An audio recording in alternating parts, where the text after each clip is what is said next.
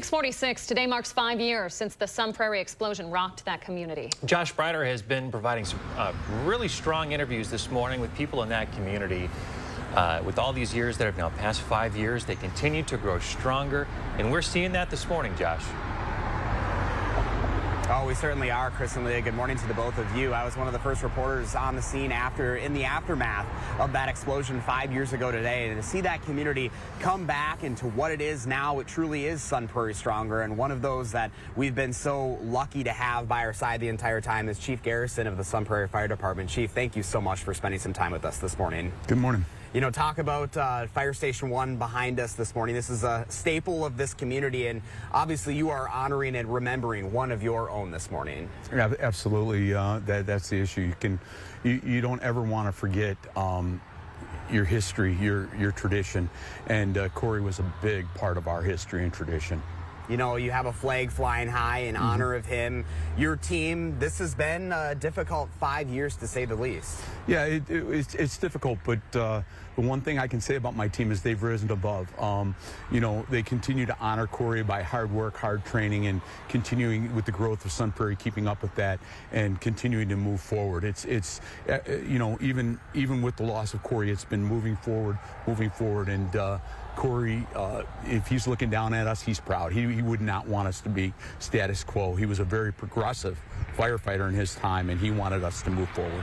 You know, you think about this community and how fast-growing Sun Prairie is here in the state of Wisconsin, and you're lucky to have this community support because they've really lifted you guys up. Well, absolutely. I mean, you know, the importance of public safety to our mayor, our council, our city administrator, and our residents is huge. I mean, we were supported before the incident, and now even more. I think that our city really understands the importance of public safety, police, fire, and EMS. It shows in them just agreeing to give me 7 new paramedics. I mean, they understand the importance of public safety.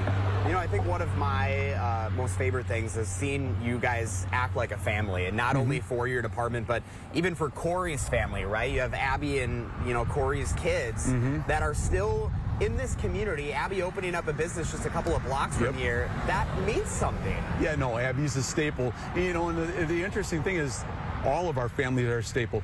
It's been kind of hard since the incident because a lot of people take this day differently, and I think it's hard on so many people. I mean, honestly, some of my firefighters just leave town because they don't want to be drawn back into the memory. But it's again a double-edged sword because we don't want you guys to forget Corey, but we also don't want to be reminded. So kind of a tough day for everybody. You know, what would be your message to those this morning that here you are 5 years later, and I mean, you truly are Sun Prairie Stronger?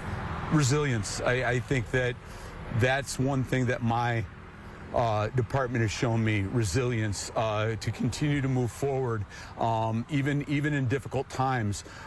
This is one of the hardest jobs that people can deal with, being a firefighter, a police officer, or a paramedic.